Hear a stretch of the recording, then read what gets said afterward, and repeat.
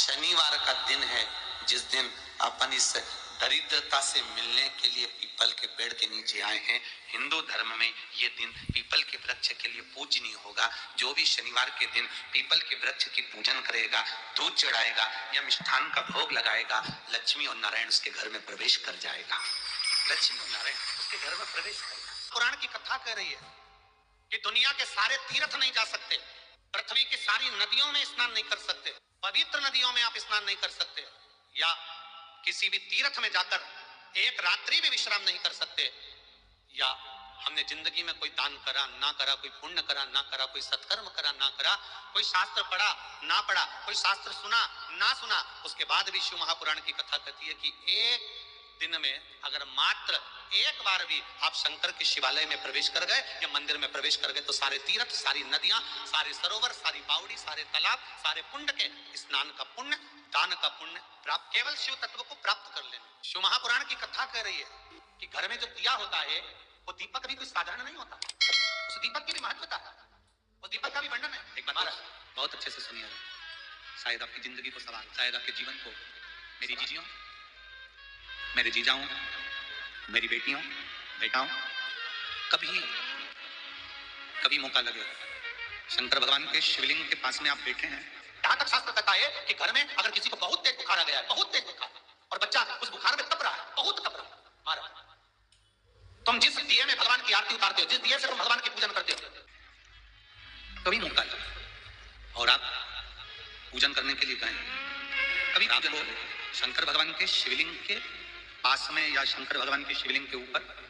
कनेर का अगर पीला फूल देखा है ना आप लोगों ने, अरे बोलो तो जमते, देखा है? कनेर का यदि पीला फूल शिवलिंग के आसपास में या शंकर भगवान के ऊपर कहीं रखा हुआ भी दिखे, विषम परिस्थिति हो और हिम्मत ना हारते, कभी भगवान अकेले में एकांत में आप पहुंचे उनके पूजन के लिए, कनेर का पुष्प वहां रखा, चाहे वो जलाधारी पर रखा हो, चाहे वो शिवलिंग के पास में रखा हो, शिवलिंग पर रखा हो, उस कनेर के पुष्प को अगर आप 5 जगह पर स्पर्श कराकर अपने हृदय की बात कहकर वापिस महादेव को समर्पित कर देते हो तो भी मेरा महादेव तुम्हारे दुख का निवारण कर देगा। अब वो 5 स्थान, पहला गणेश जी का जो स्थान होता है वो जगह, दूसरा षडानंद कार्तिक, तीसरा अशोक सुंदरी वाला, चौथा जलाधारी जो ऊपर से बूंद बूंद जल नीचे गिरा रही है, जया, विषहरा, शामलीबारी, दौतली, देव, शंकर जी की 5 बेटियों का, और 5वें नंबर का है शंकर भगवान के जो कैसे वर्णन किया जाए, त्रिशूल के 3 भाग होते हैं। करें दर्शन आप लोगों ने, ये से सामने त्रिशूल लगा है, इस त्रिशूल के ऊपर देखेंगे तो 3 भाग दिख रहे हैं, नजर आ रहे हैं सबको? त्रिशूल का जो 3 भाग होता है, उस 3 भाग का जहां ज्वाइंट होता है, जहां मिलता है, एक जगह पर देखो तीनों भाग एक जगह पर मिले हुए, 3 भाग का जहां मिलन होता है, पंचम स्थान, ये 5वां स्थान, यहाँ पर स्पर्श कराकर शिवलिंग पर अपनी कामना कर श्री शिवाय नमस्तुभ्यम कर बाबा से अपने मन की बात कहकर जो समर्पित कर देता है, हम 3 महीना भी नहीं कहेंगे, हम तो कहेंगे अगर ज्यादा दुख है 3 दिन इंतजार करना मेरा बाबा उस दुख को मिटा। 3 महीना बहुत दूर पर करना है दिल से। और कई तरह के दीपक होते हैं, दीपक का भी विधान वर्णन किया गया, दिए का भी वर्णन किया गया। यहाँ तक शास्त्र कहता है कि घर में अगर किसी को बहुत तेज बुखार आ गया है, बहुत तेज बुखार, और बच्चा उस बुखार में तप रहा है, बहुत तप रहा है, तो हम जिस दिए में भगवान की आरती उतारते हो, जिस दिए से तुम भगवान की पूजन करते हो, उस दिए की बत्ती को नीचे डाल दीजिए और उस दिए को पानी की बाल्टी में धो दीजिए। कौन सी बाल्टी में? जिस बाल्टी के पानी से आप बच्चे को स्नान करा सकते, केवल भगवान पर से ले जाकर, पास में से ले जाकर बाल्टी में थोड़ी देर डाल दो और उस बाल्टी के पानी से उस बच्चे को स्नान करा दीजिए। 15 से 20 मिनट, आधा घंटा लगेगा बच्चे का। बड़ी बेचैन दिख रही हो तुम, क्या बात है? पार्वती जी कहती है, देवव्रत, कश्मीर प्रदेश का एक भक्त देवव्रत बेलपत्री के वृक्ष के नीचे बैठकर आपका मंत्र जाप कर रहा। मैं आपको जगाना नहीं चाहती थी, पर बेलपत्री के वृक्ष के नीचे लक्ष्मी झाड़ू लगाती है, सरस्वती वीणा बजाती है, इंद्राणी उस बेलपत्री के वृक्ष के नीचे जल का सिंचन करती है, 33 कोटि देवी देवता उस बेलपत्री के वृक्ष की जड़ में विराजमान होते हैं। इसलिए देवव्रत एक बार पंचाक्षर मंत्र बोलता है तो वो 33 करोड़ बार गिना जाता है, ऐसा बेलपत्री का वृक्ष होता है। बेलपत्री के वृक्ष के नीचे एक बार अगर भगवान का नाम लिया जाता है तो वो 33 करोड़ बार, 33 कोटि बार गिना जाता है। एक मंत्र केवल नमः शिवाय, ओम नमः शिवाय, फिर वही वाली बात आ गई जो पहले कथा में कहा, अपने लिए अच्छा वाला घी छाट के लाना, अच्छी कंपनी का लाना, और जब यज्ञ करने बैठे, पूजन करने बैठे, हवन करने बैठे, भगवान का पाठ पूजन करवाइए, पूजन वाले दुकान पे बोलना कि पूजा का घी चाहिए, तो वो पूजा का सामान बेचने वाला भी चतुर था, उसने पूजा का ही घी दिया। तो इन्हें पूछा भैया ये घी कितने का? तो क्या 80 रुपए का? तो 80 रुपए का आधा किलो? तो क्या पूजा का है? भारत की भूमि पर इस मृत्यु लोक में पूरे विश्व में ऐसे कई घर हैं जिनके घर में गुजारा करने के भी आफत है, पहनने के कपड़े नहीं, किसी के यहाँ पर भोजन नहीं, किसी के यहाँ जमीन नहीं, किसी के यहाँ दुकान नहीं, कोई पूरी जिंदगी किराए के मकान में निकाल देता है। नहीं, मेरा एक निवेदन है, इस कथा को जितने छत्रपति संभाजी नगर के श्रोता भाई बहन श्रवण कर रहे हैं उनसे निवेदन करूंगा, आप हाथ का ठेला लगा रहे हो, सब्जी का ठेला लगा रहे हो, फल का ठेला लगा रहे हो, धक्के की जिंदगी जी रहे हो, दरवाजे पर बैठे हो, कहीं ना कहीं तुम दास्य भाव की जिंदगी जी रहे हो, तकलीफ में जिंदगी जी रहे हो, बहुत दुख की जिंदगी जी रहे हो, बहुत कष्ट की जिंदगी जी रहे हो, उनसे केवल निवेदन करूंगा 3 महीने 2 जगह पर जल चढ़ाना प्रारंभ कर दीजिए, केवल 3 महीने। एक शंकर भगवान के शिवलिंग पर, दूसरा बेलपत्री के पेड़ के नीचे, 2 जगह पर जल चढ़ाना 3 महीने लगातार चालू कर दो, बाबा तुम्हारा हाथ पकड़कर तुम्हें उन्नति की सीढ़ी पर चढ़ा देगा। हमें कोई चमत्कार करना नहीं आता और ना हम कोई तंत्र विद्या या मंत्र विद्या जानते हैं, ना हमारे पास में बेल है, ना हमारे पास में भभूति है, हमारे पास में तो केवल शिव का नाम है। आप श्री शिवाय नमस्तुभ्यम बोलो, ओम नमः शिवाय बोलो, नमः शिवाय बोलो, चाहे महामृत्युंजय मंत्र बोलो, उसका स्मरण करते करते भगवान शंकर के शिवलिंग पर जल और उसी पात्र में जो जल तुमने शंकर जी को चढ़ाया उसमें से बचा हुआ थोड़ा सा जल बेलपत्री के पेड़ के नीचे चढ़ाना प्रारंभ कर दो। अलग से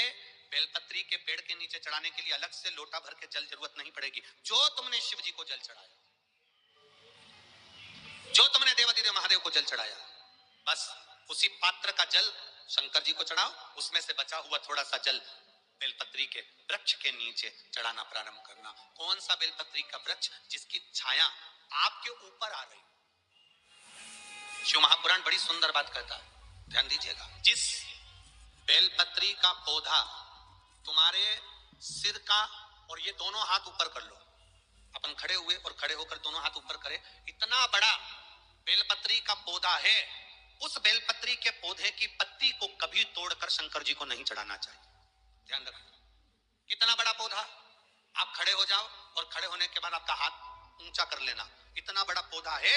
उस पौधे की पत्ती बेलपत्री को तोड़कर शंकर भगवान को कभी नहीं चढ़ाना। शंकर भगवान को उस बेलपत्री को, उस वृक्ष की पत्ती को तोड़ना चाहिए जो वृक्ष तुम्हारे हाथ से थोड़ा सा ऊंचा हो, जिसके लिए तुम्हें हाथ और ऊंचा करना पड़ रहा हो। जैसे एक बच्चा अपनी माँ की गोद में बैठने के लिए दोनों हाथों से उचकता है, आवाज लगाता है, उचकता है, आवाज लगाता है, हाथ ऊपर करता है, तो माँ उस बच्चे को गोदी में ले लेती है। उसी तरह उस बेलपत्री के वृक्ष की पत्ती तोड़ना चाहिए जिसने थोड़ी उन्नति कर ली हो, जो थोड़ा ऊंचा हो गया हो, तुम उसको पाने का प्रयास करो तो भगवान भी तुम्हें अपनी गोदी में ले ले। ऐसे वृक्ष की तुम छोटा सा पौधा, बिल्कुल जरा सा पौधा, उसी की पत्ती तोड़कर महादेव को चढ़ाओ। यदि बेलपत्री का पेड़ आपके यहाँ है और मान लो कई लोग बेलपत्री गमले में लगाते हैं या छत के ऊपर लगा देते हैं, बेलपत्री का वृक्ष जो होना चाहिए वो घर के ठीक पीछे की छत, या बेलपत्री का वृक्ष अगर पीछे नहीं है तो आप अपने घर से जब बाहर निकलते हैं तो राइट हैंड की ओर बेलपत्री का वृक्ष होना। आप जब घर से प्रवेश कर रहे हैं बाहर की ओर निकल, वो सुख का अनुभव करें। यदि घर से निकलते समय बेलपत्री का पेड़ लेफ्ट में अगर आता है, आप जिस घर से निकल रहे हो लेफ्ट में अगर बेलपत्री का पेड़ आता है तो आप 1 रुपए कमाएंगे, 1.25 रुपए खर्च होगा, पैसा हाथ में टिकेगा नहीं। घर में 10 लोग भी कमा रहे हैं तो पैसा घर में दिखेगा नहीं, आएगा जरूर, सारे काम होंगे पर टिकेगा नहीं। यदि लेफ्ट राइट भाग का बेलपत्री का वृक्ष घर में लगाओ तो घर के पीछे के हिस्से में लगाओ, और ऐसी जगह नहीं लगाना कि जहां पर बेलपत्र में गंदा पानी जाए या कोई गंदी वस्तु। 33 करोड़ देवी देवता बेलपत्री के पेड़ के नीचे सोमवार के दिन, कोई रविवार के दिन, कोई मंगलवार, कोई बुधवार, कोई गुरुवार, कोई शुक्रवार, कोई शनिवार के दिन बेलपत्री के नीचे आकर 33 करोड़ देवी देवता तप करते हैं, साधना करते हैं। एक बेल चौकी ऐसी होती है, शंकर पर अगर चढ़ी हुई है तो वापस उतार कर धोकर फिर शिव को चढ़ा सकते। किसी व्यक्ति से कोई काम करवाना है, वो काम नहीं कर रहा, कोई फाइल आगे नहीं बढ़ रही है, कोई कार्य अटक रहा है, या फिर कहीं रुपया पैसा अटक गया हो, नहीं निकल रहा हो, तो एक जल के पात्र में जल भरकर 5 बेलपत्री शिव जी को समर्पित कर कुंदकेश्वर महादेव का नाम लेकर एक सफेद पुष्प बेलपत्री के ऊपर जो शिव जी को चढ़ाई है उस पर समर्पित कर